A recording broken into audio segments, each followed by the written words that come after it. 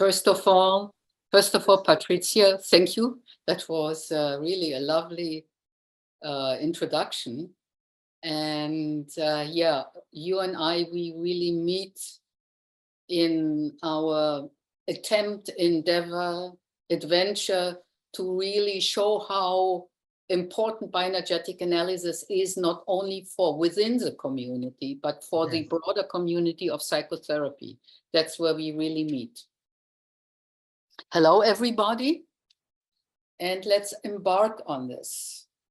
So the title, Aggression as a Life Force and Grounding as a Life Stabilizer, or the other way around, Grounding as a Life Stabilizer and Aggression as a Life Force, goes back actually to the beginning of bioenergetic analysis.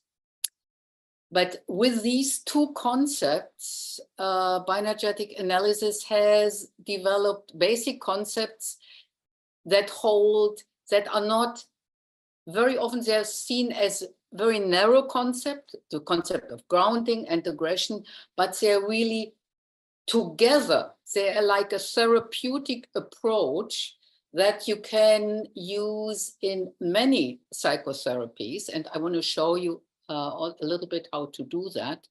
And it doesn't matter if it's psychodynamic or cognitive behavioral. So, because these two concepts really focus on and emphasize presence, self-reliance, independence, action orientation, and these are really the resources that we want to activate in our patients. So in that sense, they emphasize also ego strengths. And now I already put in two words that you might know from contemporary psychotherapy.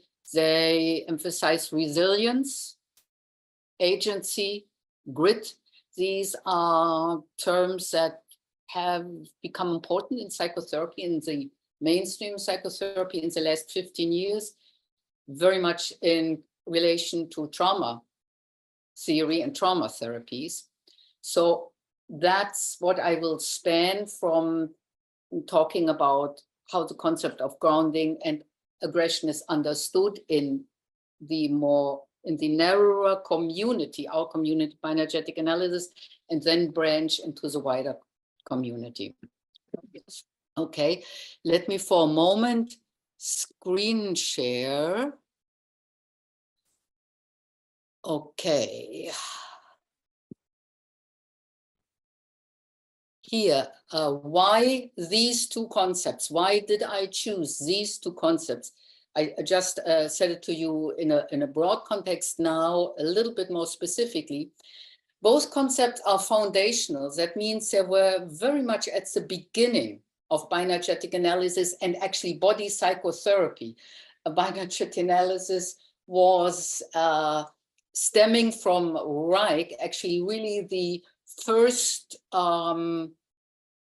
was the grounding body psychotherapy. Everything else sprang from that. And they are foundational in bioenergetic analysis, in body psychotherapy, bioenergetic analysis, and then in body psychotherapy. So they are tied to our identity as bioenergetic therapists. No bioenergetic therapist works without paying attention to these principles, generally more towards grounding rather than towards aggression. We come back to that later. At the same time, these are relevant today. As I said, they dovetail and fit nicely into modern concepts. They are very important, resource-oriented. They really focus on what we need to be alive and functioning. Alive, connected emotionally and cognitively connected, but also functioning in life. That's the resource orientation. They focus on ego strengths and here we'll do some exercises, the physical underpinnings of ego strengths. Ego strengths, physical underpinnings, bodily. Very important, they are easily applicable into a broader clinical context. Then I just talked about that. They hold significance for broader contemporary psychotherapy. And this is important and I think not emphasized enough. From an evolutionary and a philosophical perspective, they represent the life forces that have gotten mankind, us, where we are, evolving from the animal, becoming upright, using our hands, moving into the world, developing thinking functions. It's really grounding and aggression. It's about stability and forward momentum. It's moving forward and stabilizing. We as mankind need to do that. If we only move forward, we lose stability. If we are only stable, we stay stuck. So it's stability and forward momentum, and it's present being and future orientation. And that is physically, emotionally, but evolutionary also, and the philosophical context of who are we as human beings. So that's why I love these two concepts, because they are so basic. And as a next thing, let me, is that visible? Wait 1 second. Let me do it this way. Yeah, you see it better. Grounding is a source and support of our being. That's one of support for our being. That's one of Alexander Lowen's very basic quotes. Grounding is a source. It's the source, I mean, really the ground, the wellspring, and the support. Support is a very physical word. It means to carry from underneath. That's how grounding comes in. Grounding is a source and the support for our being. Okay, so when we go to grounding, I don't know how many of you are familiar with the basic concepts of grounding. I want to guide you through some aspects and then do a little exercise so that you can experience it. And I will share my screen again. Okay, 1 second. Where's the next one? Where is my next? Give me a moment. I am stuck on my computer here. You and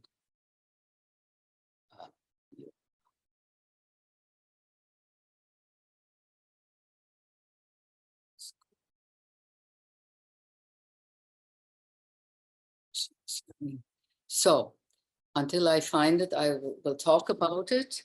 If you take grounding as a source and support for our being, it is really the person and the ground on which you stand. And it's about rootedness,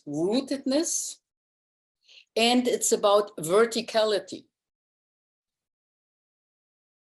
And that is really one of the defining things that Alexander Lowen, as a first person, developed from, if you think of the classical Freudian therapy, you were lying on the couch. Then at the time that this came into being, sitting was added on as much in the psychodynamic context, but also for behavioral therapy. So it was lying or sitting. And he was the first one who actually brought the aspect, and I show it, of Verticality, standing, like I'm standing for something. I am here, the vertical dimension. Now, and this is something that I come back to at the end of this topic also, of my presentation. We, you, all of you, I live in a three-dimensional world, sort of like three dimensions, this up and down, that's a vertical, right? There is a horizontal, and then there is a forward, that's the sagittal. So rather than sitting or lying down, where the dimensionality is more here, the emphasis of this and being carried from underneath, having the sky above you, the ground underneath you, and that's how we tend to move in life in order to move forward. We don't hop with our stool, we get up and we walk. So verticality, grounding, and the stability that you get from grounding that then propels you forward is for the first time brought into therapy by Alexander Lowen.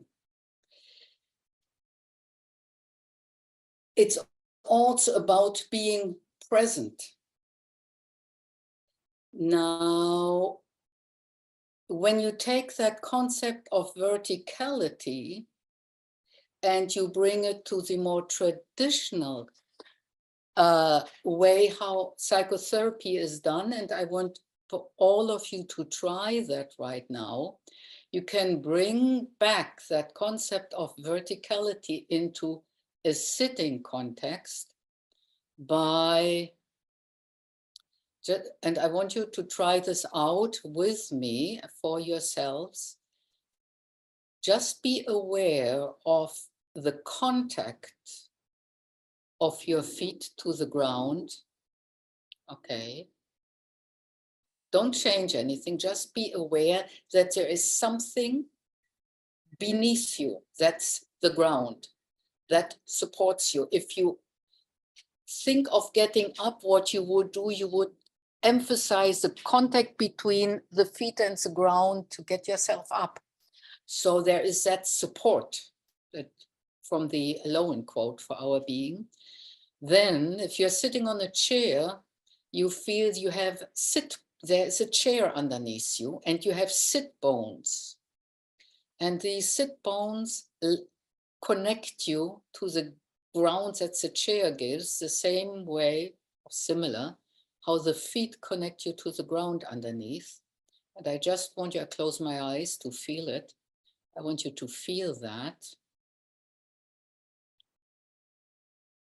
Okay. And then you have, when you feel your sit bones and your feet on the ground, you have your spine, your backbone. And here we get already into body language. To have a backbone means to be upright. You have your backbone. So when you feel yourself sitting like this, rather than what I do right now, slumping, and I want you to slump or slouch. And then from that slumping position to come into like a vertical sitting.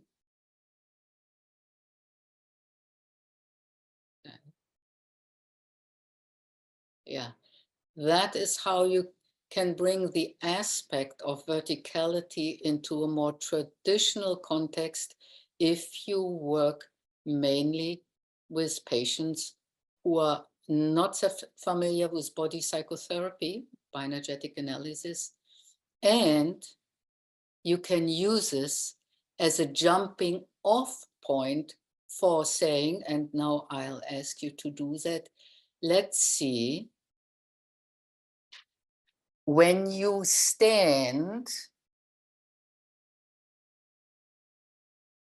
sort of like how is it to feel the ground underneath you right now standing?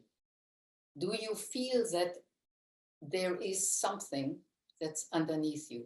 That is something that is, if you dealt with verticality in a sitting context, it is easier for patients to get them introduced to this more body psychotherapy approach. And then you can ask all kinds of questions. So when you're standing, are you aware of the world around you? When you look into the world, do you get more drawn into the world and lose some of your grounding? What gives you stability? So there are all kinds of ways of playing around with this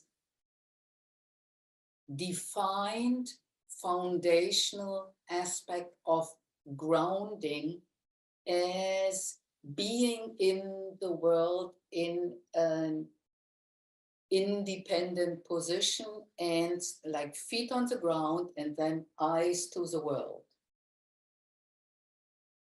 So that is how the original concept of grounding was developed, actually as an adaptation. That's how we can understand it. And that's how Lowen understood it, taking Freud's reality principle. What is it like to function in the world? And what is a physical, the physical underpinning of this? What is the correspondence between that Freudian concept, reality principle? How does it manifest itself in everyday life? Reich did not deal with that. Reich dealt with breathing, and Lowen actually brought this verticality to it. Then the concept of grounding is also understood, and I hope it makes sense with regard to what I said before, is also understood as being grounded. That means being connected, having it as a presence inside you, your own history, your personal history. So that you have sort of like, as much as you can, a sense as who you have been, what has influenced you, and who you are right now in the present. That means being grounded, not only in the ground underneath you, but being grounded in history. So when we talk about the metaphors, and this is when I said in my initial slide, one of the reasons why I chose this, there are so many metaphors that connect to grounding and show us the importance. Now let me see if my share screen works again, or am I, doesn't really, can't get to my other, I can't get to my other slides. Why not? Well, I do it without them. So, like to have your feet under you means you're standing, you can do something. To have a standing in the world means to be somebody who is listened to have a standing in the world, or to have a standing with somebody.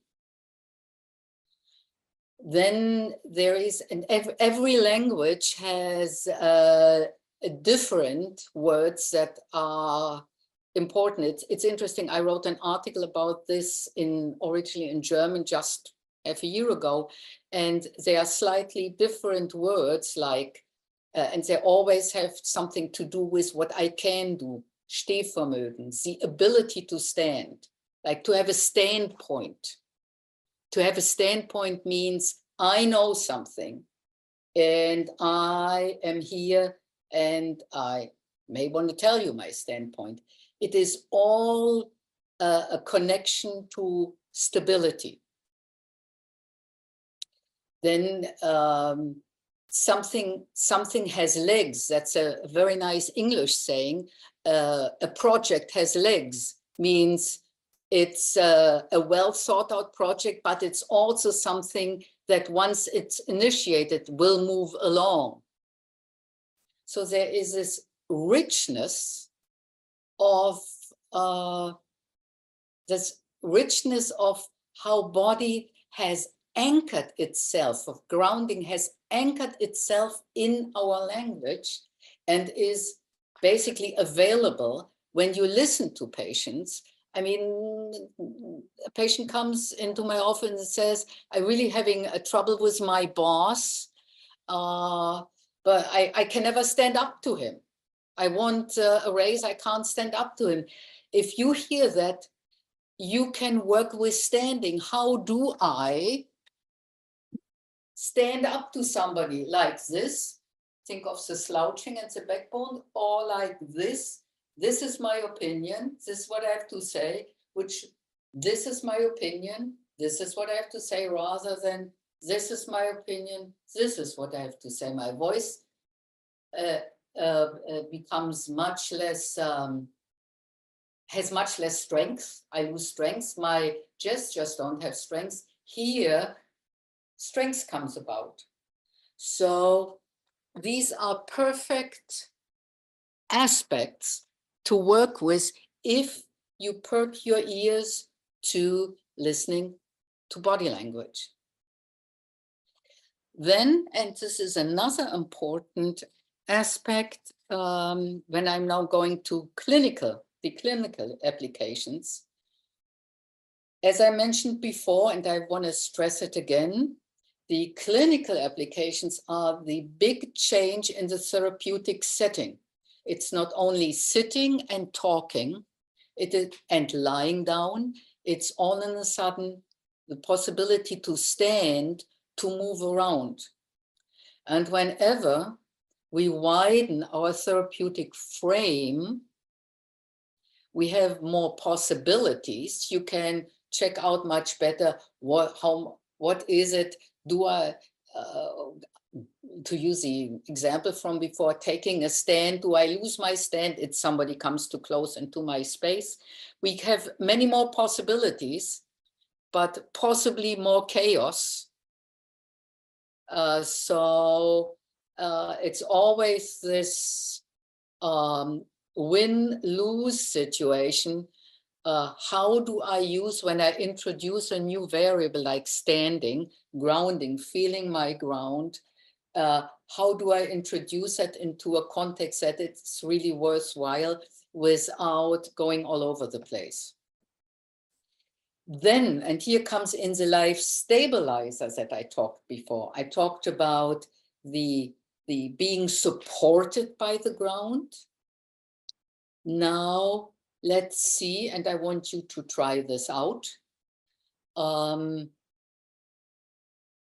In crisis situations, always very disturbed patients who fly off, start talking very fast, get lost. With ADD patients, I want you to try the following, and it is from a sitting position, and then I'll show you from a standing position. I want you to sit, if you have a table, sit with your back bound, so the way you had it before, feet on the ground, and I want you, in addition, to put your hands on the table and for a moment close your eyes.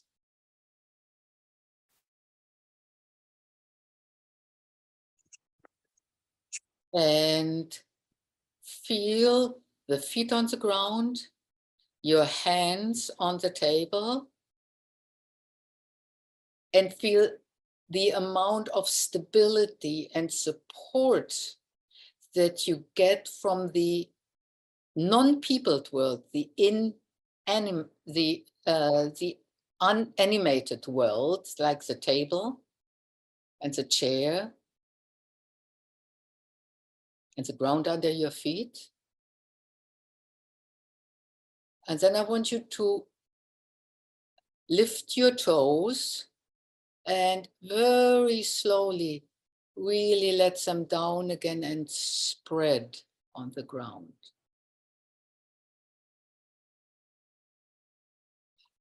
And then lift the heels, and also using your breathing, letting your heels down. A downward movement. And spread your fingers on the table and sense the stability and your feet on the ground.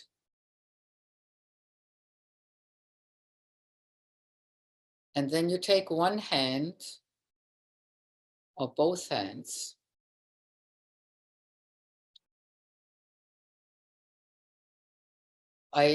for example, right now, when I take one hand off, I sense I better leave one hand on the table, and you say to yourself, eyes closed or eyes open, being aware of your feet, I am here. I am here.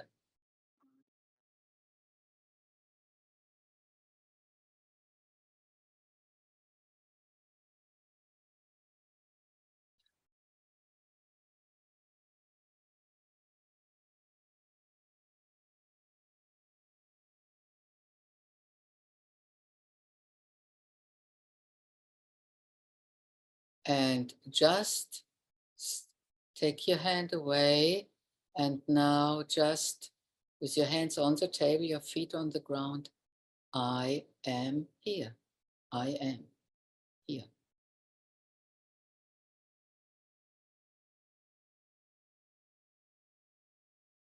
And then think of the next sentence that comes to mind automatically.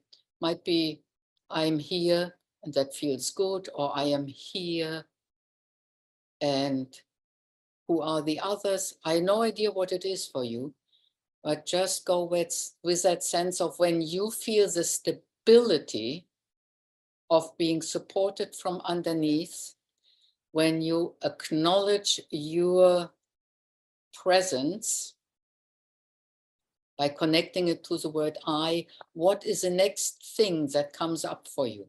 Do that quietly for yourself.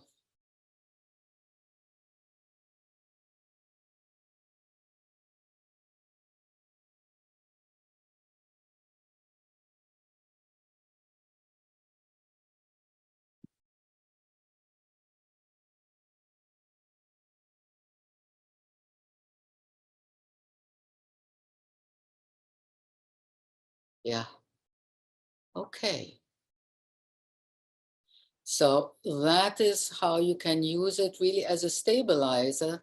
And you can do that any moment in your life, or you can work with your patients using it any moment in your life when you do something. Let's say you go to work and you stand in the subway station, and you can just, nobody sees that you're doing a little stabilizing thing for yourself. You just become aware of the ground under your feet. You put your hand here and here. I am here. And I ask you to get up from your chair now. I'm here.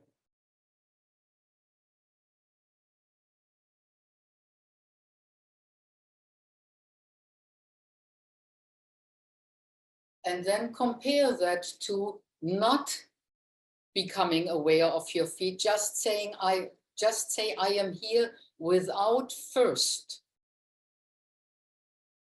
really putting to your awareness to where the ground supports you. Just say I am here and see if there's a difference for you.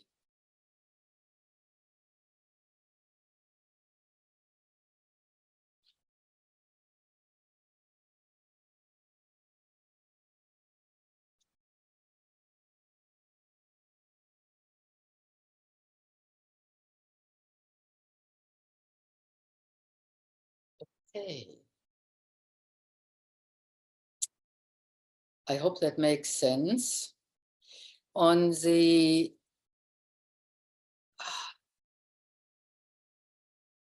there's one important aspect that I haven't talked about yet, which I think is very important, and that belongs to what I initially said, why these two concepts and the evolutionary and the philosophical perspective. Phylogenetically, we evolved from being on the ground, not having legs under us over millions of years, to growing legs and being able to move much faster because we had legs. And then at some point, the being able to move on all fours, so we came to being able to stand, which made movement less fast, a little less fast, but which enabled sort of like tool making and interacting with the world and shaping, creating, shaping. And so with the loss of some contact to the ground on first totally supported, but a little movement, then on all fours, a lot of movement, but less stability, up to this, which has the least stability. The only thing is our feet on the ground. With that, we get with that upright position, that evolved over millions of years. That made us into human beings. Now, if you think about the ontogenetic aspect, we are born without being able to stand. We can only lie. We rely on our ground is really, in addition to the bed, the mother. It's the holding arm, or the father. It's that holding arm that is our support. It's a human support. And if that support is good or good enough, we can, within sort of like between 8 months and a year, we start standing up and then we move forward. So ontogenetically, we repeat the phylogenetic aspect, each and every one of us, that from total support to very little support, but being independent, because before we are dependent, being independent, moving into the world. Then we repeat that every day in our day and night rhythm. We are lying down to get more stability, to relax, to sleep, so that during the day we can stand and move out into the world. And this brings the aspect of a grounding to what's in some ways these days called wellness, which a big component is, how do I take care of myself? And a big thing in wellness is we are all not getting enough sleep. And if you look at sleep from a grounding perspective, it is really going back to that primordial state of not having to do anything, sort of like the ground takes care of us. We are lying, we are not falling, we don't have to do anything. It's a non-doing state. And to look at sleep in that non-doing, as a non-doing state, and standing, and how do we, that we need enough sleep, or we need enough of the ground take with us into the day to function. That's how the grounding aspect fits very well into these modern wellness concepts on one hand, and on the other hand, it makes a lot of sense, phylogenetic, ontogenetic, everyday life.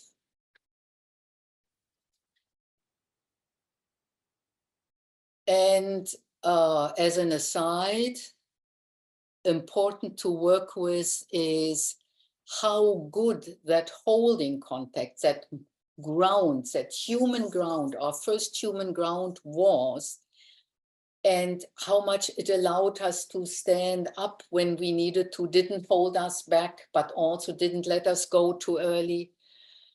how that grounding in the first contact, in the first human ground, how good or not good that was, my belief is, and it makes heuristic sense, is that we embody that sense of grounding and carry it into the world. And let me see if I can show this. If I'm walking like this, you see I'm not walking grounded, as if I never really had contact with ground underneath, and now I don't trust it. It's very different from walking like this, where and here metaphors come in, something goes one step at a time. With every step, I feel there's ground under me, and it carries me. It carries me then, it's carrying me now.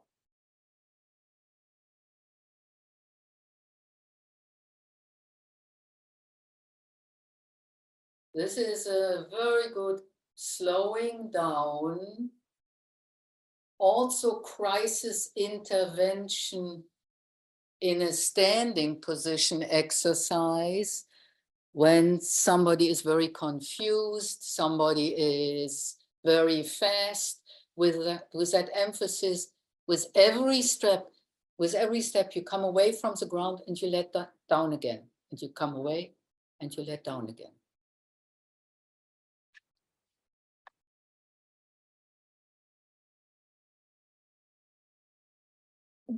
So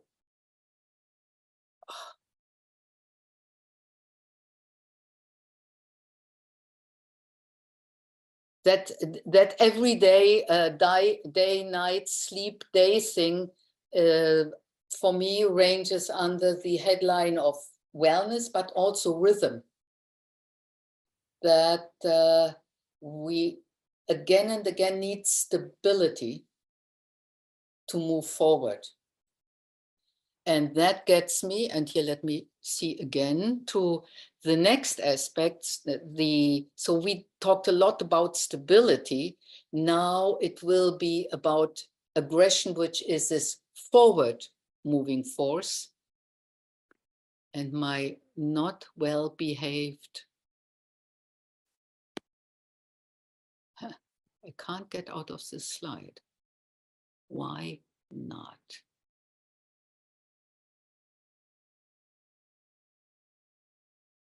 Try for a moment.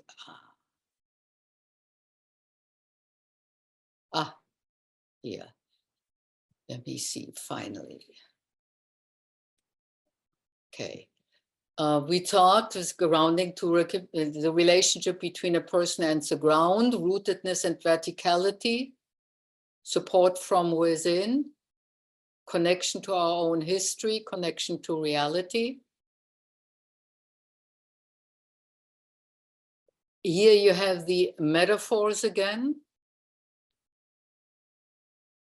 To have your feet on the ground as opposed to being swept off your feet. In English, we have that to fall in love. You lose ground. For a while, you are swept up by the other person, and hopefully the falling in love becomes loving, where you're back on your feet. And you have a connected I and you. To back on your feet, that was it. Instead of being swept off, you're back on your feet. To have your legs under you, we also have the saying, and cutting somebody's legs off, which means taking the substance away from somebody. Substance, source, ground. We had to take a stand, to make a stand, to have a standpoint, to have a standing. Something has legs. Now aggression.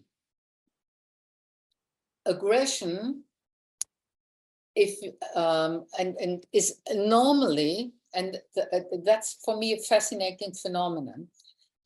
Aggression is normally understood as, and very often confused with, destruction, destructive energy. The same thing in broader psychotherapy. There is not a positive understanding of aggression. Now, if I go back to the word origin, aggression has a very innocuous word origin. It really means agredi. Gredi means to walk, and ad is towards. So it really means to approach, to move towards. That is really the root and the original connotation. It's interesting I looked up the etymology of the word. It was for a long time not connected to destruction. That came only around 1600, where forward movement became attack, how it was used in that fashion verbally. Aggression, if you go, and that goes back to beginning of psychotherapy, that goes to Freud, is a drive. In bioenergetic analysis, we view it as a positive, not destructive energy. And let me go back to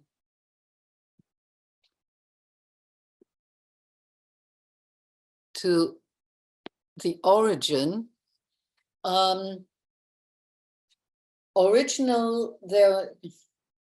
Let me not make it too long, but it's hopefully still interesting. Originally, Freud and Adler had a discussion about aggression as, is it a death drive or is it really a survival drive? And then it was actually Reich and Fritz Perls, the founder of Gestalt therapy, who both picked up on aggression as a positive, life-affirming, self-protecting species and self-protecting force. And there were the first ones that developed that. And let me get you a Reich quote.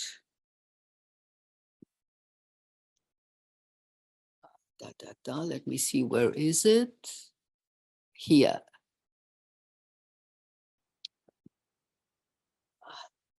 You can all see. Aggression in the strict sense of the word has nothing to do with sadism or destruction. It means approaching. It's a every manifestation of life is aggressive. Aggression is the expression of the musculature of the system of movement. Aggression is the expression of is a life expression of the musculature. That's where you have the positive energy. It's life affirming. And both Reich and Perls really understood aggression like that. Freud's first, Reich's book, they say Reich and Perls. Perls' first book was Ego, Hunger, and Aggression. And he also is the one, and think about that for a moment. For him, aggression is also the wellspring of creativity. In order to be able to be creative, in order to create something, whatever the process, you need some aggression. You need to be able to muster your resources and move out. So that is the basis on which Alexander Lowen, in addition to the concept of grounding, developed his theory, and then how he used it, the theory of aggression as a positive forward momentum. And here now, before we had verticality, now we have the forward moving force. That is what propels us into life. That is what propels us forward. That is, aggression is what moves us forward. And only, and it's innate to everyone. I mean, what I talked about before, for the baby to come up from the ground and then to move away from mother, being able to say no. No meaning I'm different from you, move into the world. That is the innate aggression that we all need to become independent. And to come back and to remember that aggression has that really as a drive, that positive quality. And only if it is frustrated, like saying no for a 2-year-old, saying no, no, no, no, no, is extremely important. Even if you offer them ice cream and they want the ice cream, saying no and away with the ice cream, saying no is more important than getting the ice cream. If that gets frustrated, no, you're not allowed to do that. Or if that gets punished, then the aggression sort of like gets diverted, goes underground and gets diverted into sadism, all sarcasm.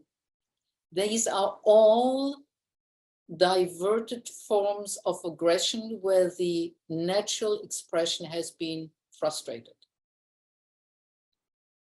And that is a lot of work that we do as bioenergetic therapists to differentiate, to help differentiate between what was before, let's say somebody became sarcastic, hateful, sadistic, what was before? What is the precipitating natural expression that couldn't be allowed? What was it to that goes back to the theory of freeing impulses from by Reich and Lowen. So to get back so that aggression is constructive and moves you forward rather than being hurtful to yourself and others.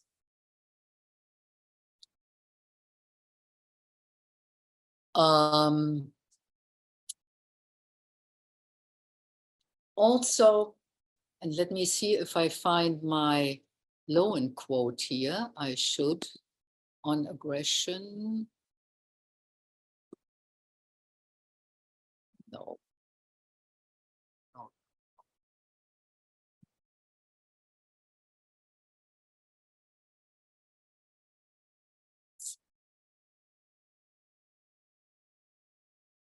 Okay, let me see here, grounding integration.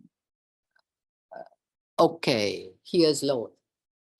We consider someone too aggressive when he moves out or reaches out for the satisfaction of his needs.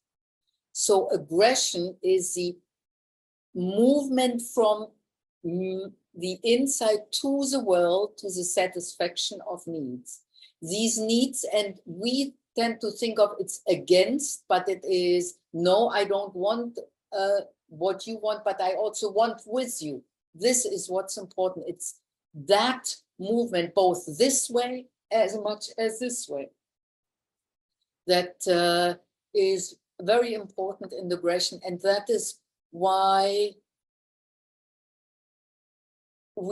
it's important to think of aggression in this freeing way, particularly when we deal with anger, and anger is in contemporary psychotherapy. There is a lot there. Think of anger management courses, and it's normally done cognitive behavioral to find a mechanism to curb your anger in some ways. That is very good for symptom relief. And particularly it's done in groups and it's hard to go into the individual history, but to go back for what kind of displacement is this anger from what you originally wanted to say and what made you violent, for example, and to go back to see so that anger can anger can be separated from I want something, and how do I deal with it if I don't get it? And rather than hitting you over the head with a club, maybe I need to find other ways, because wanting is a natural aggression, and hitting you when I don't get what I want is a frustrated aggression. And to find other ways to go into that gap between the original and then the frustrated and developed.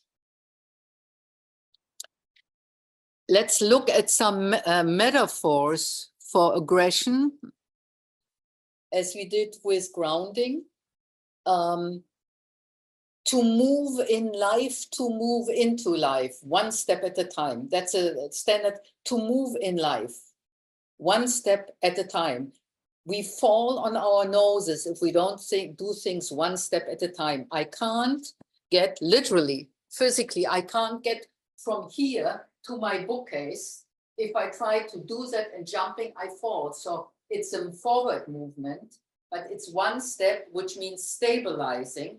So it's a forward movement, the grounding. With every step, I ground myself, and then I move towards something. So the metaphor,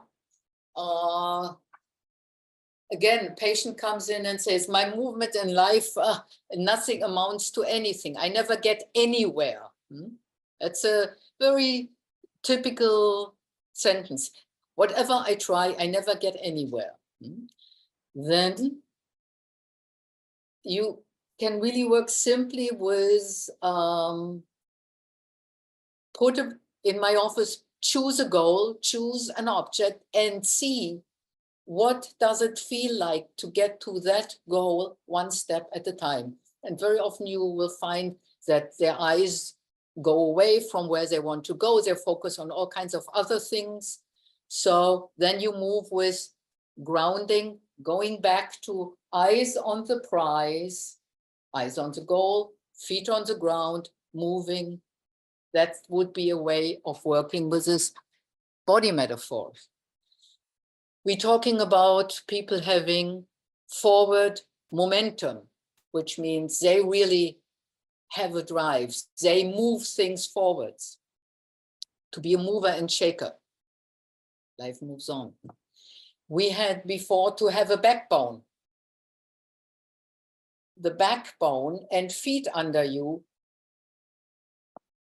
Backbone and feet under you make you move forward. It's hard from a slouched position to move forward. It's like this, the backbone via hips connects to the legs, that makes for good movement forward. This is much harder. I'm back, my hip doesn't connect well to my legs. So the backbone and the feet under me, using body metaphors, to have the backbone and the feet under me give me easier forward momentum. There you have the grounding principle, there you have the aggression, and the backbone is, from what I talk the evolutionary perspective, we as human beings have that backbone that gives us strength for the forward movement. With these, you have all three aspects of feet, forward, and the stability in between. Now, when there is a lack of forward movement, we also have that in our, that's something, a metaphor we can work it, to go around in circles. Like, I have a problem, I can't solve it, I go around in circles. It's a perfect image to work with physically. And here you have all the standing, when I said before how important it is from the therapeutic frame to work with standing and walking. If somebody goes around in circles, how about moving straight? What is that like? Or walk around in circles, what's the difference to moving straight?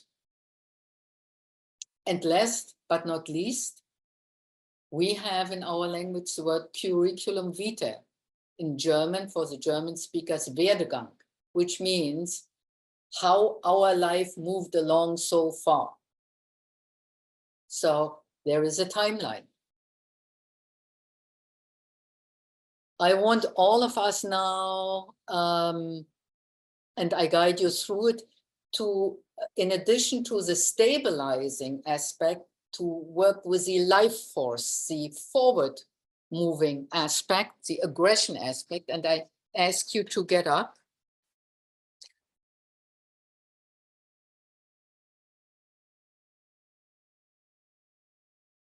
And as before, stand, just be aware of your feet on the ground.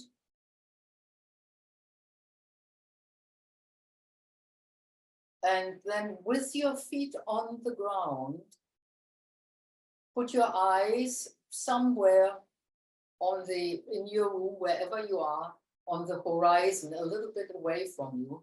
I'm looking at the book over there. And without doing anything, I hope it's visible from what I'm doing here. Let me stop screen sharing so that you can see me fully. This movement, I want you to, and here the knees come in, I want you to use the ground, this movement, just to play around. Take one hand or both hands. I want you to have the ground and then the forward movement. Without making a step, this movement forward.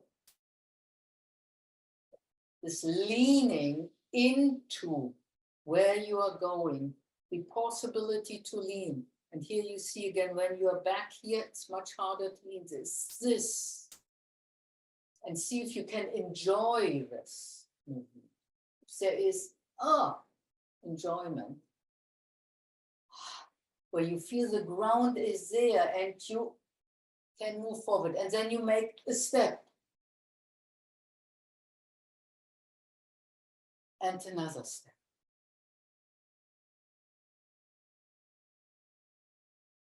And then you continue in your own way until sort of like you reach your goal, you look at it.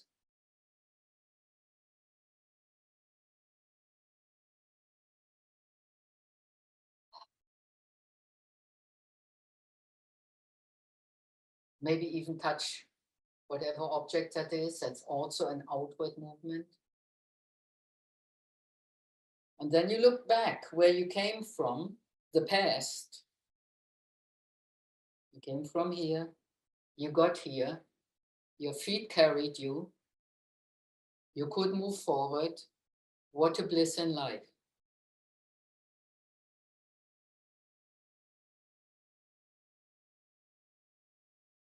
And give yourself a moment in your own way, either with an object or just standing, maybe with one foot, either with 2 feet next to each other, but maybe with one foot a little bit forward to sense this stability, stabilizer down there, forward movement here, this aggression and stability, this I move forward, but the ground is always there. And if I'm moving too fast, I may need to slow down and stand, check in. I need to stabilize myself. And if I get stuck, I need to emphasize the forward movement.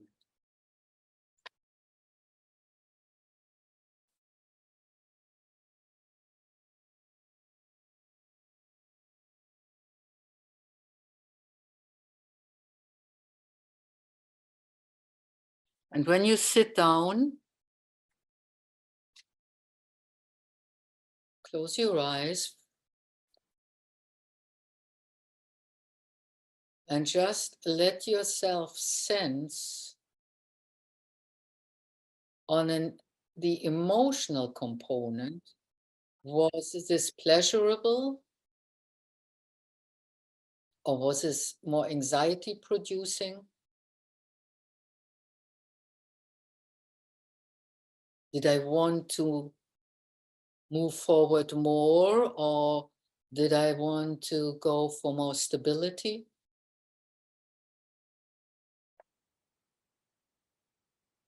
Just sense within this grounding aggression thing, where do you position yourself today?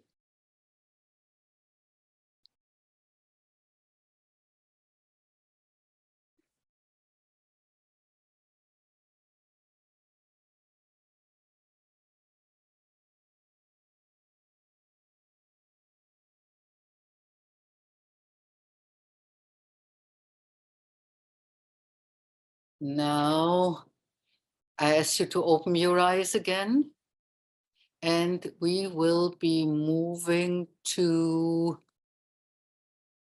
we talked about the clinical implications.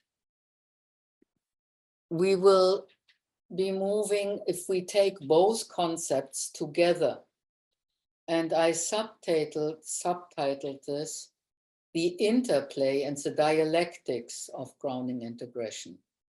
You just experienced a little bit in this mini exercise, stability in life and action orientation. And here action was moving forward. But it may also be stability in life and starting a project. Oh my God, can I do this? Do I have the energy?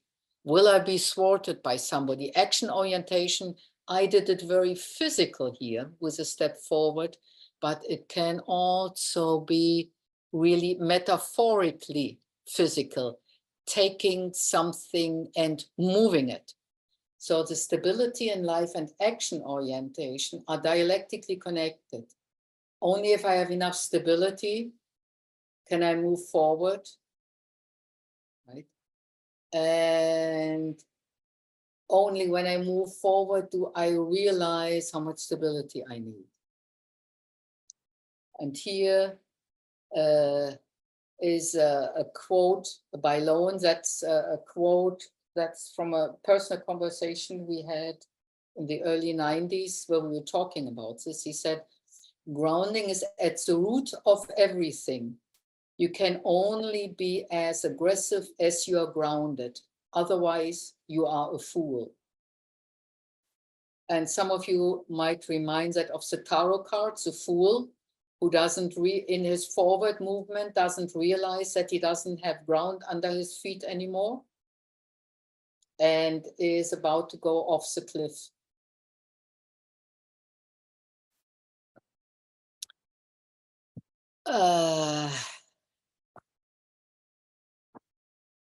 Now comes something that's a little, we did the last thing, clinical examples of using metaphors, moving, wait 1 second here.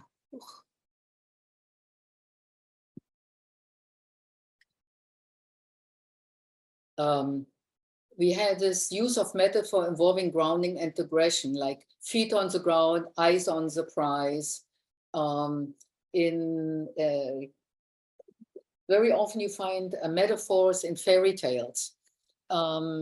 In America, there is sort of like, there's a little fairy tale that for me is a perfect embodiment of aggression and grounding.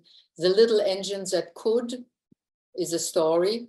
Every child, it's an equivalent of Grimm's fairy tales in Germany. I'm German by background. And The Little Engine That Could is about a little steam engine that was curious and wanted to know what's behind the mountains that was before it, but it was always afraid, and it had never ever dared to climb a mountain. And so that little engine said, I can, and it's going up the mountain and sees the world from on top, and the world is totally new, and then it goes down and is so happy that it did that. So The Little Engine That Could is really this going up the mountain and at the same moving forward. Now, one important aspect here is what I have it double. A grounding integration represent an opposite pole, and also grounding and aggression together are complementary to regression and are opposite to regression. And that's important for the clinical work. The classical understanding, going back to Freud, of regression is that you regress, you go to undifferentiated, diffused ego states, and you become confused, and regression and aggression is the ego strengths that you need in order not to regress. So that's the opposite pole to regression, the ego strength and the regression. At the same time, the modern understanding of regression, particularly in trauma therapy, is that you go back not to diffuse, disoriented earlier states, but you deliberately go back to earlier states so that you regress, so that you can unearth early material so that it helps you with your ego strengths today. So there it's more complementary, like where they help each other, like you go into the past to be present and move into the future. That's a complementary aspect.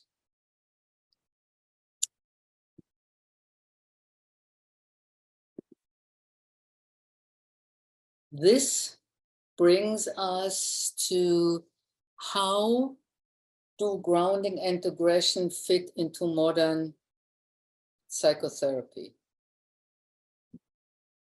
And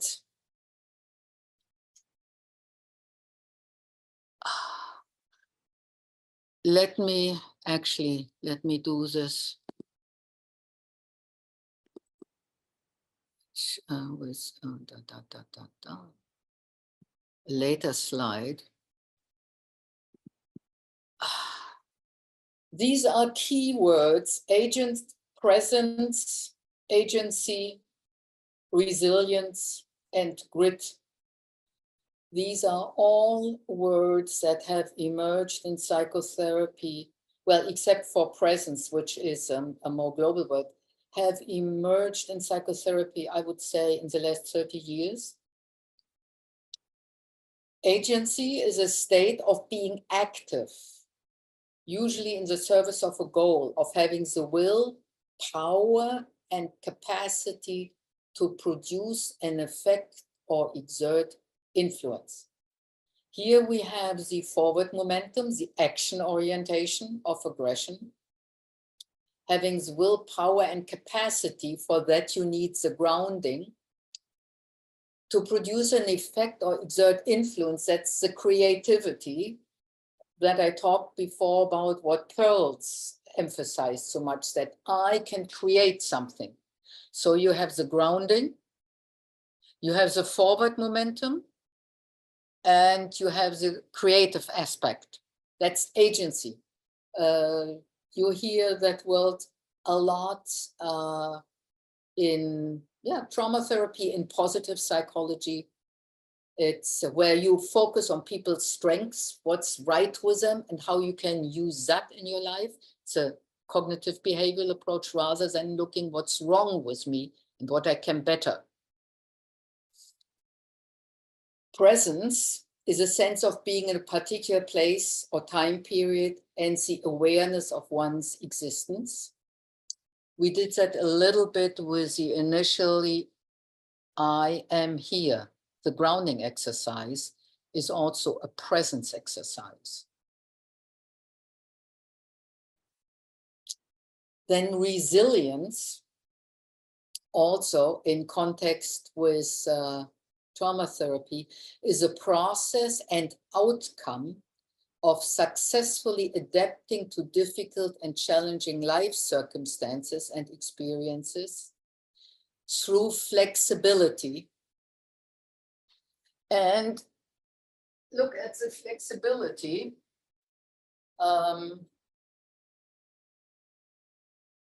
that when we had this forward momentum thing, where I did this sort of, you move forward, oh no, this is too much, I move back. I move one step forward. I can do this. That's the flexibility, and where you always ground yourself and you're flexible, like you can withstand something. I'm not falling backwards. I hold my own ground. I can move forward. I can move to the side and find ground here and let the negative power pass by me. That is resilience. How do I react in life? And for that, I need grounding. I need flexibility in my knees, flexibility in the spine. So that's the grounding together with the flexibility and the forward backward capacity. And grit is a personality trait characterized by perseverance and passion for achieving long-term goals. So that's perseverance, that's you have the stability, but also the forward. You have a goal and you don't let go of it. You may be distracted for a moment, but you come back and you move towards something, knowing that you always have the support underneath you so that you can make the next step. So I just try to translate the word grit into bioenergetic language. I move forward towards something. There are obstacles. I may move around. I know I won't lose my footing because I stabilize myself, or I stand for a moment until something passes, but I still have my eyes on the prize and I get there one step at a time.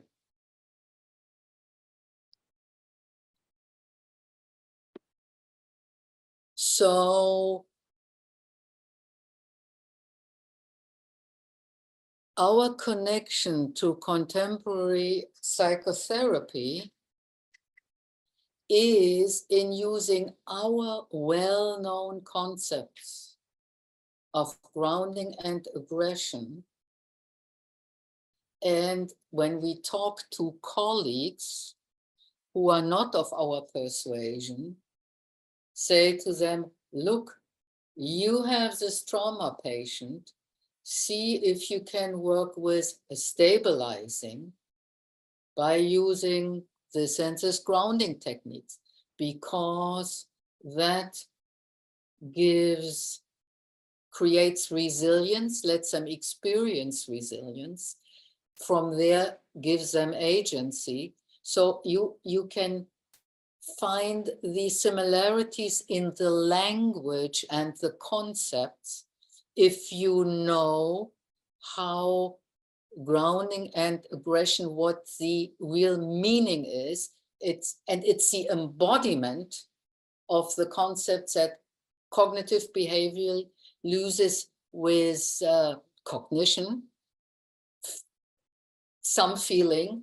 We have the cognition, the feeling, and the body. So we have a much fuller concept. And the other thing, how it dovetails, particularly with humanistic psychology, that is, the body psychotherapy, gestalt therapy, humanistic psychologies that have a certain view of man. The English language has adopted the German word Menschenbild, how you understand human beings, which is humans are meant to be self-reliant. They are meant to be action-oriented if they have enough stability, if they have shelter, if they have enough food. There's a Maslow hierarchy of needs plays into this. So grounding and aggression dovetail very well with that view of humans from the humanistic psychology. In all of this, and these will be my closing remarks, and second to last screen share, I hope. Again. Where is it? Here. What is missing in the grounding aggression concept, in that approach? You remember initially I said we live in a three-dimensional world. The vertical is the grounding, the sagittal, that's this dimension. So we have this and this. What is missing really is, in bioenergetic analysis, it's better these days than in the founding days, is this dimension, the dimension of communicating. Now, let me go back. It's this dimension. This, like, I invite you, I'm with you, I am here, I relate to you. This dimension, the communication, the talking to, the reaching out, not for my needs, but for being with you, the being with, communicating to, communicating with dimension. That we have that built in a little bit into character structure, but we do not really have that as a defined concept in bioenergetic analysis. And I think with all the merits that our founders, Lowen has,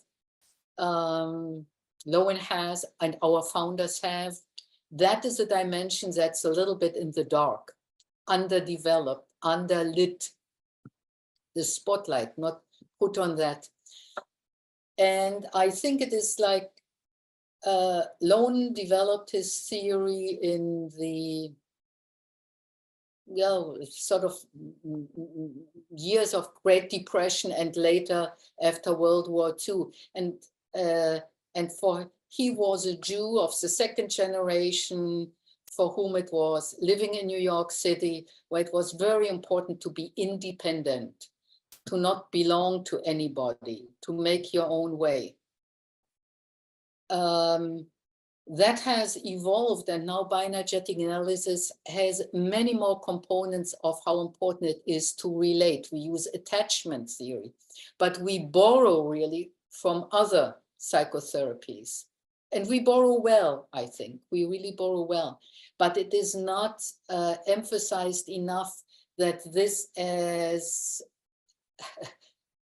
as a defined concept is missing in bioenergetic analysis.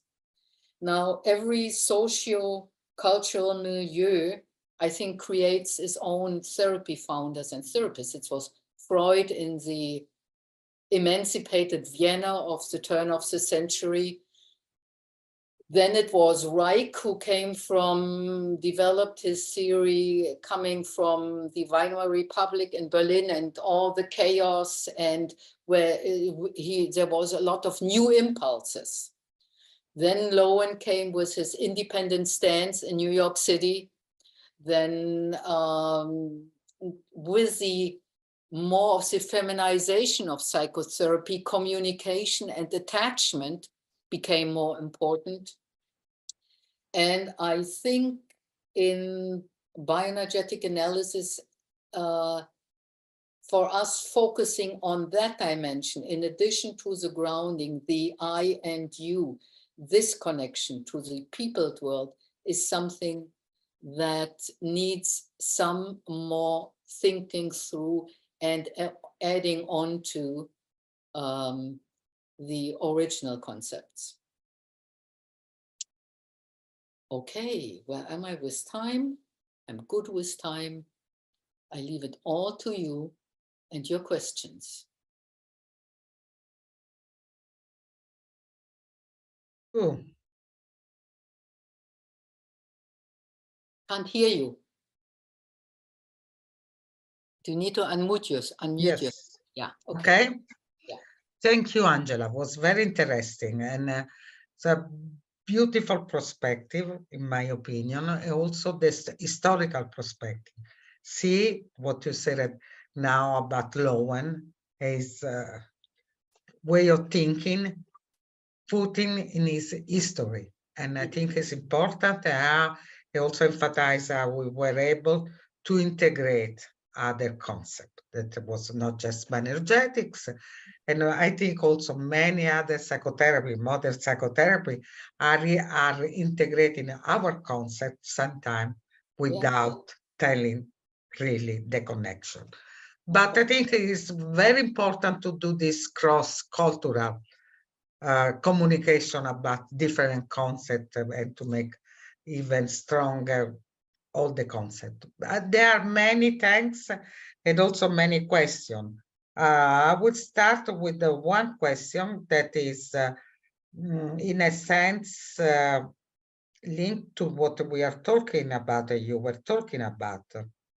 Just as I said, could the concept of grounding be associated with the concept of secure base by Bowlby? Yes, of course. Of course. I mean, our concept of grounding is a physical manifestation of Bowlby's of secure place. Yes. It's sort of like the embodiment, the physical part added to it. Yes.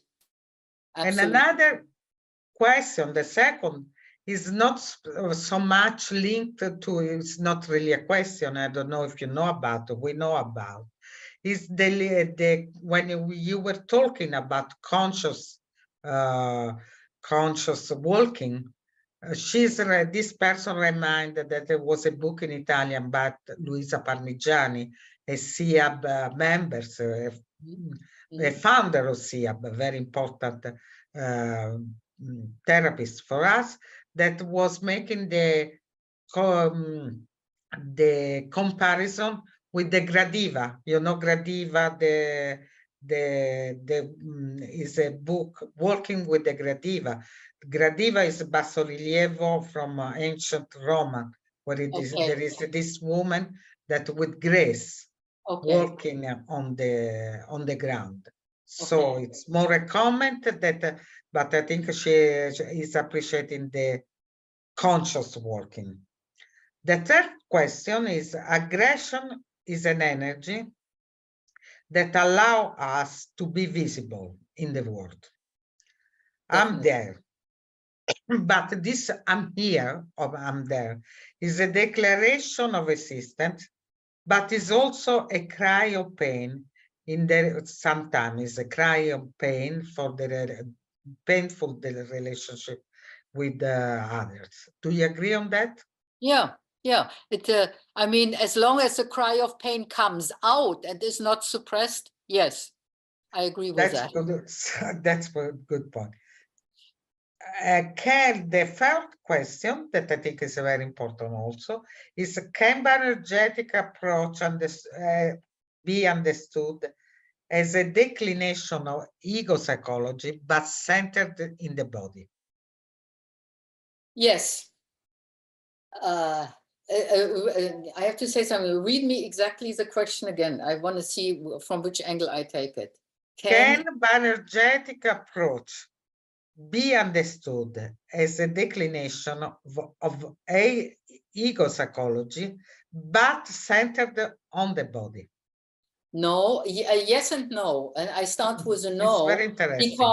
Because body psychotherapy was first, bioenergetics was first. So it's not it's not that bioenergetic analysis is understood that way. For me, it goes the other way around. That's why I asked you again to read it, that the ego psychology can be understood if you take bioenergetic analysis. It provides the additional underpinning to where that's the verticality stuff also. Ego psychology, and it gives, in that sense, it gives legs to ego psychology. Okay. Yes. So it goes down. Yes. So ego psychology is a little bit too much in the head. That's why exactly. It goes down, but it was first. So it's not that we use bioenergetics to understand. We say, well, if you take bioenergetics and you take ego strengths, here you have a cognitive concept, and here you have the physical underpinning, and they go very well together. Yes, thank you very much. Very interesting answer, I will say. Another question is, how can you work on grounding with a tetraplegic patient that is on a wheelchair? So when he doesn't have chair and all the legs are available. Very good question, and I'll expand that question in a moment. You remember when I worked with the little exercise with putting your hands on the table? Okay. You can ground yourself. Grounding in that sense really means using support for your being. Go with the word support, to be carried from underneath. If you put your hands, if somebody's in a wheelchair, I don't have I have a chair here with, wait 1 second.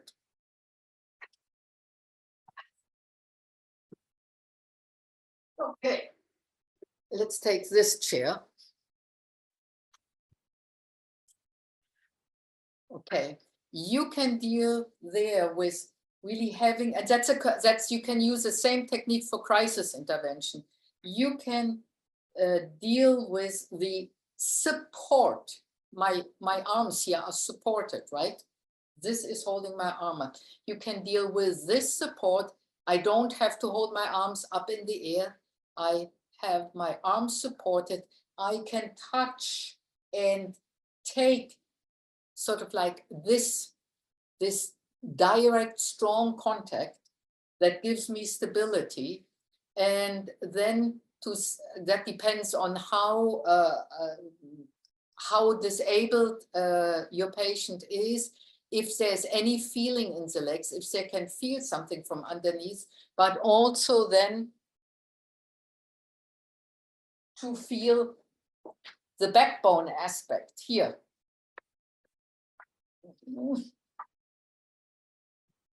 So that there is support in the back, that your arms are supported. That is grounding in the sense of the presence, the word present. I am here. I am connected to this inanimate, that word. In this inanimate world, I have a support. I can take some support.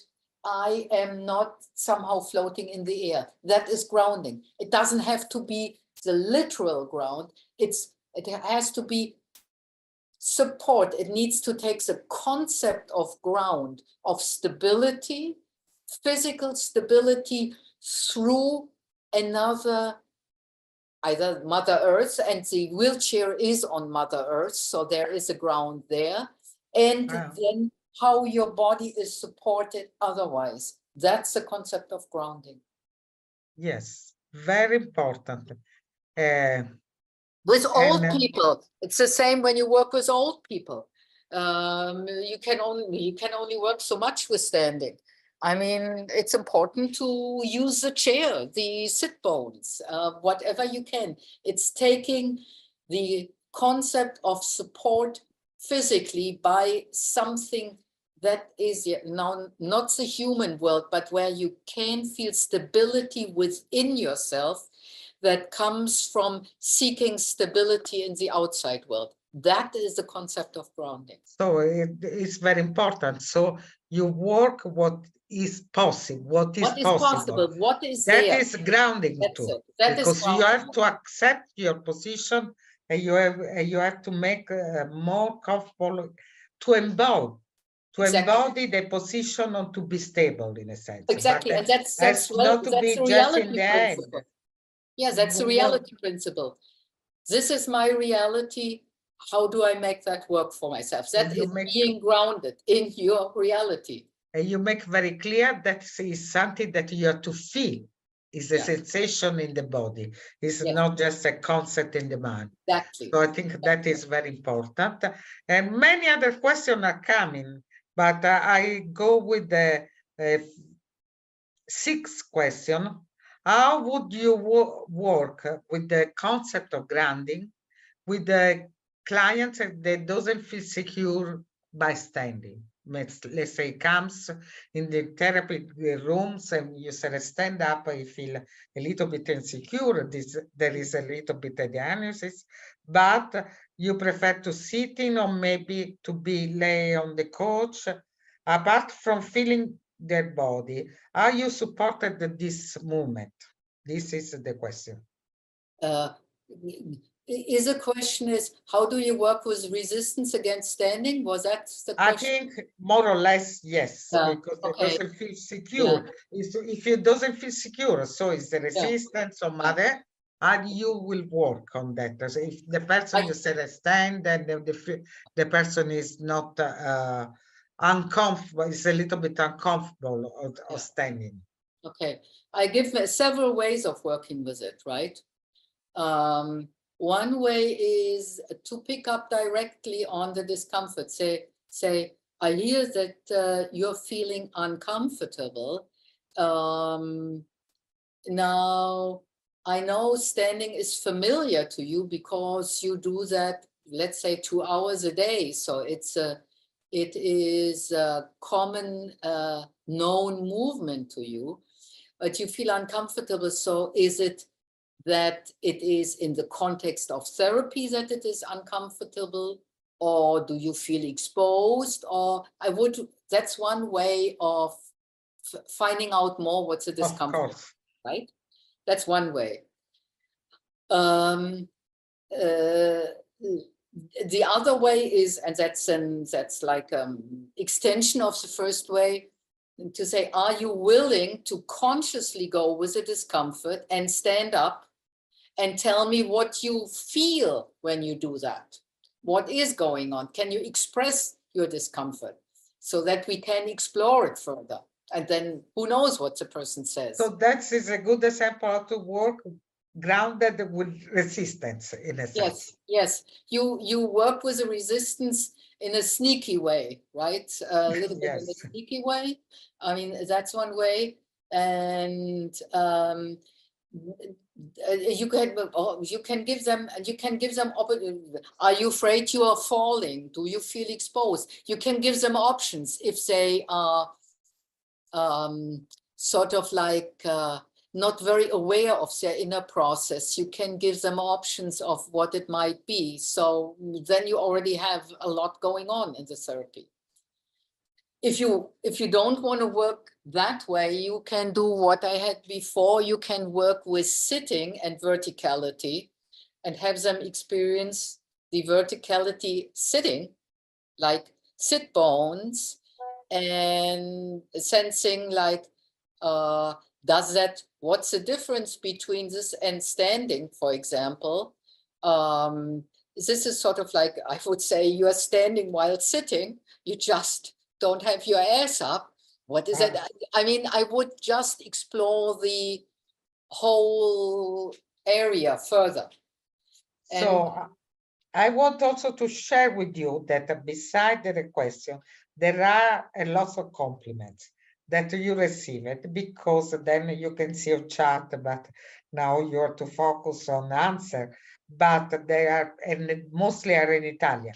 They're happy that you bring this focus, that especially that you embodied the theory of bioenergetics. So many of the compliment is around this topic that I think is very important.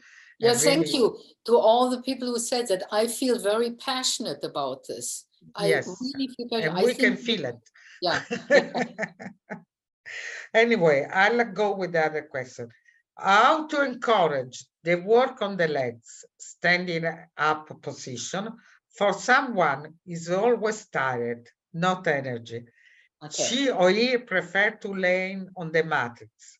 And of course, the experiment with the aggressive energy on that level is a big challenge. What are the interventions that you would offer in this situation? Okay.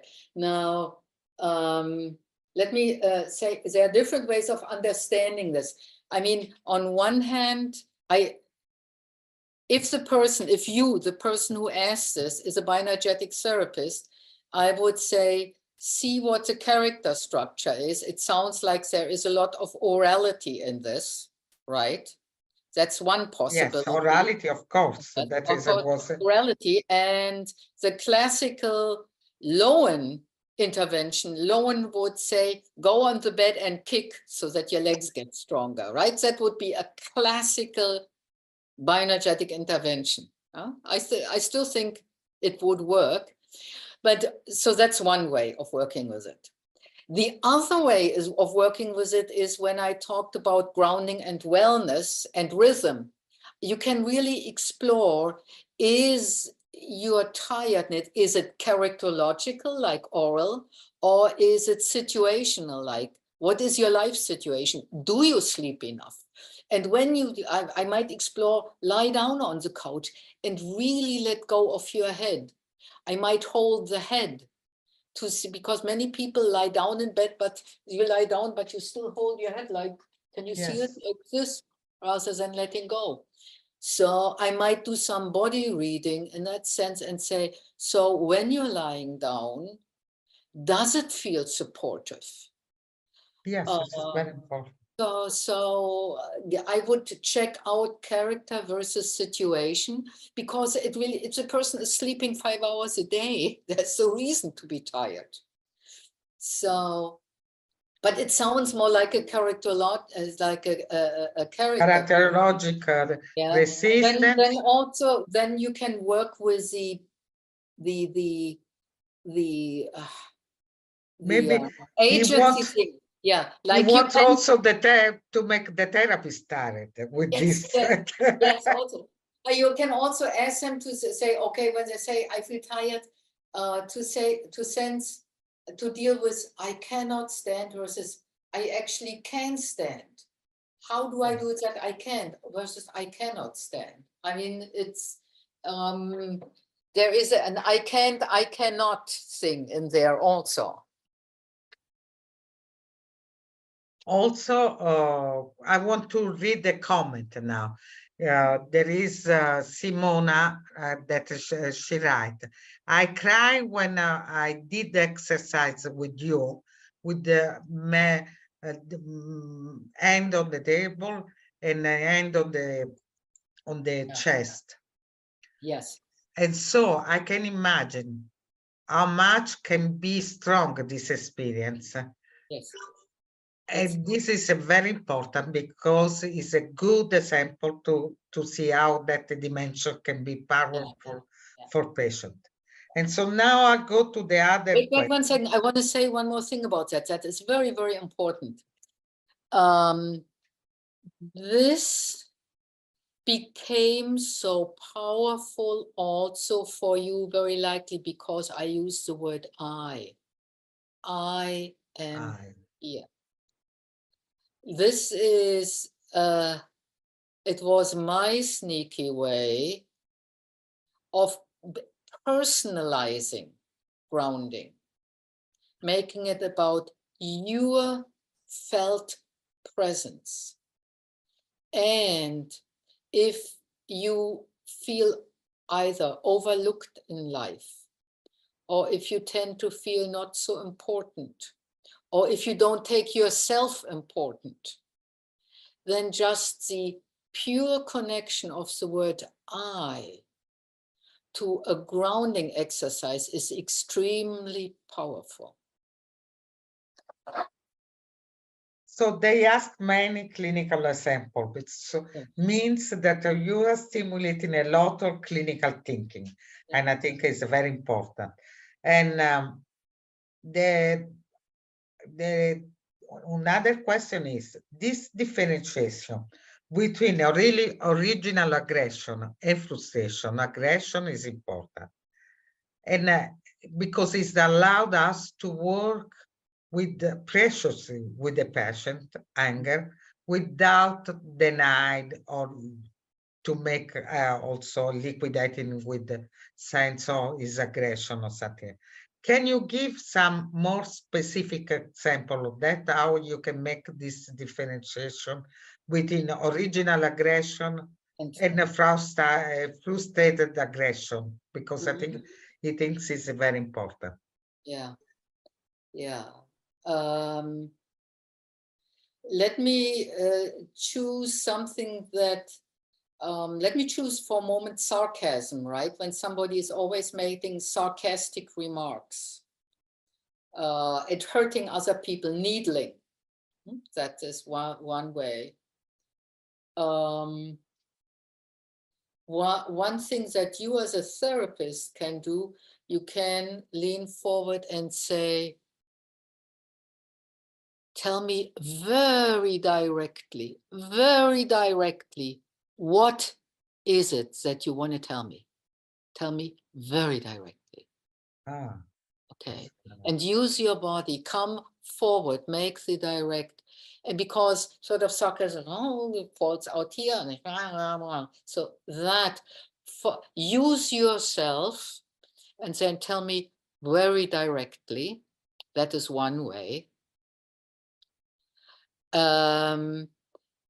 What I also do as very traditional bioenergetic way, and very many people don't work that strongly anymore, is I have a foam cube, and you use your fists or tennis racket, and I just ask the person whatever they have in, I want to kill my father, or I could kill my wife, whatever it is, the violent aspect, just to express it onto an inanimate object.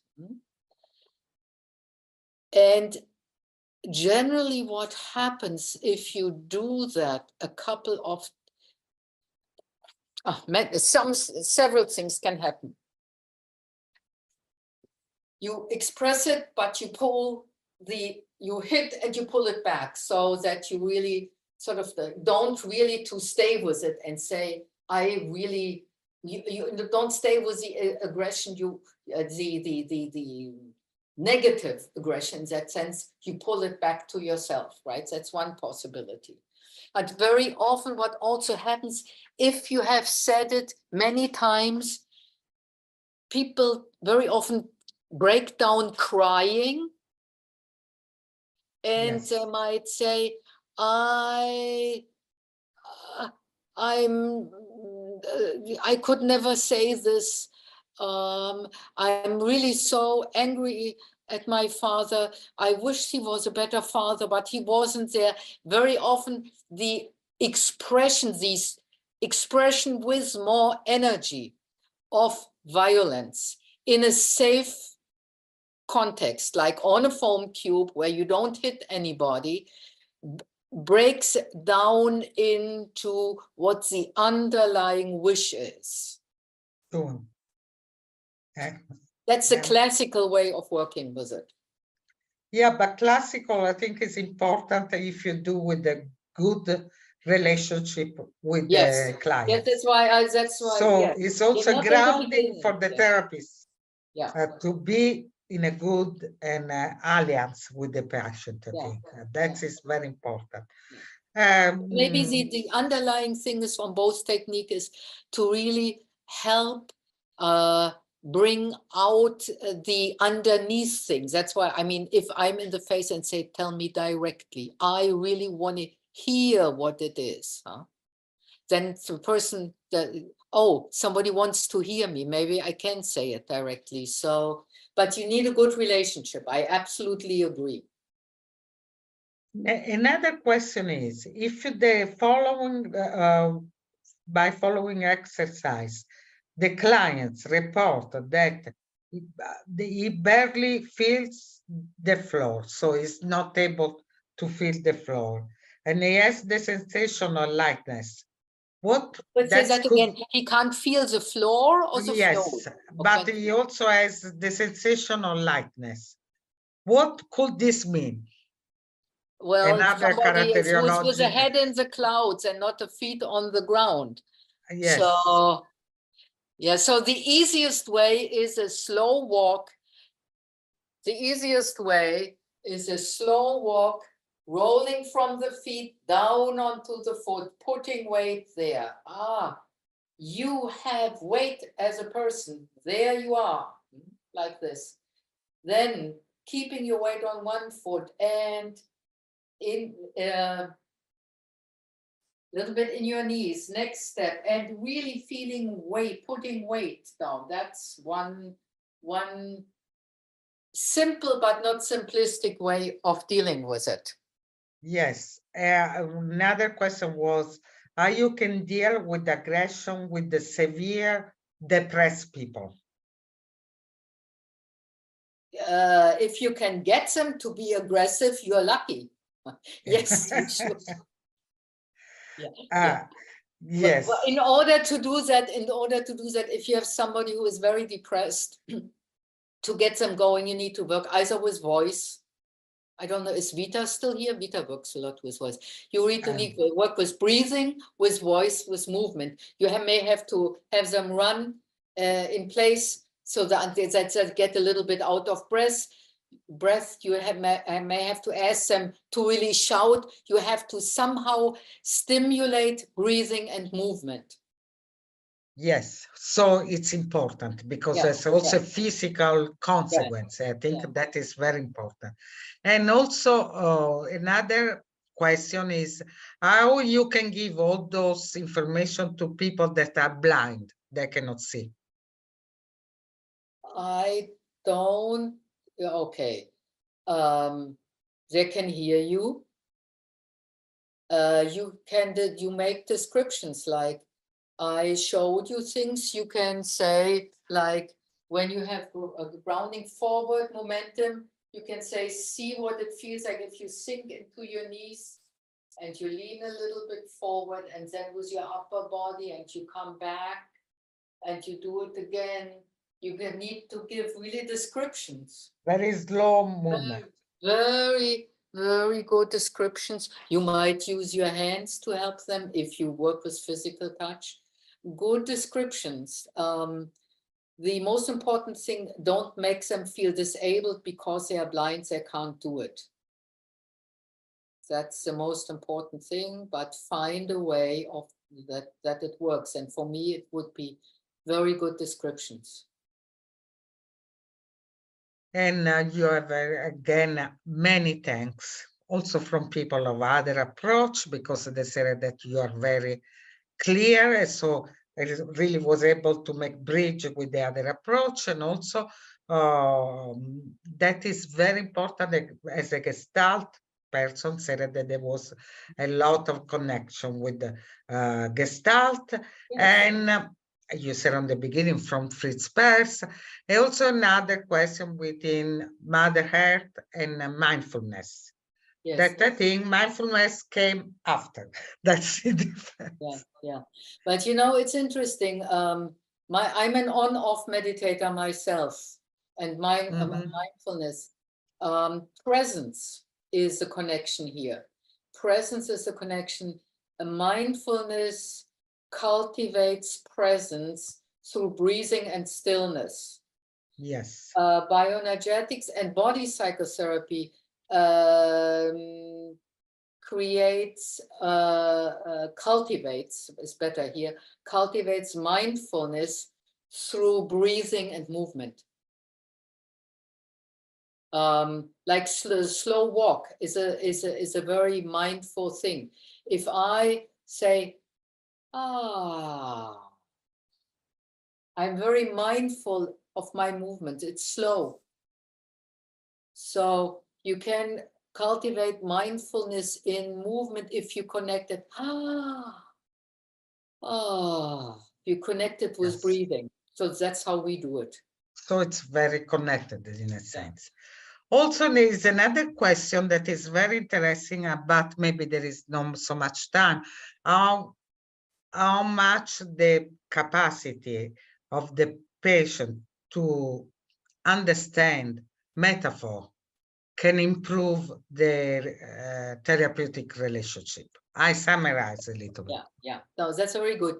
See, I'm very trusting of metaphors, because metaphors are the crystallization of common knowledge. Like if I say, I'm losing my head, everybody will understand, to 80% will understand the same thing.